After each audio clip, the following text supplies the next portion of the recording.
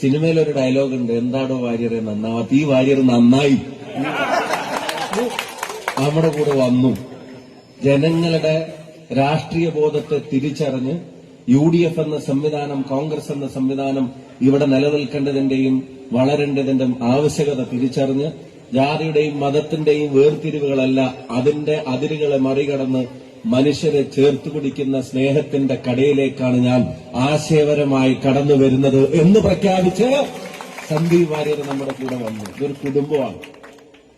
അങ്ങനെ അനേക ആളുകൾ നമ്മുടെ കടന്നു വരാൻ ആഗ്രഹിക്കുക, നാടിന്റെ വളർച്ചയ്ക്കും സമാധാനത്തിനും വേണ്ടി. അപ്പൊ അതുകൊണ്ട് ഇതൊക്കെ നിങ്ങളുടെ കയ്യിലാണ് കാര്യങ്ങൾ കിടക്കുന്നത്, നിങ്ങളുടെ അടുത്താ കാര്യങ്ങൾ കിടക്കുന്നത്. നിങ്ങൾ നോയിക്കോണം. ബാക്കി ഞങ്ങൾക്ക് പ്രസംഗിക്കാം, പ്രവർത്തിക്കാം, വോട്ട് ചെയ്യാൻ ആർക്കാ പറ്റുക? അപ്പൊ നിങ്ങൾ നോയിക്കോളല്ലോ ബാക്കി.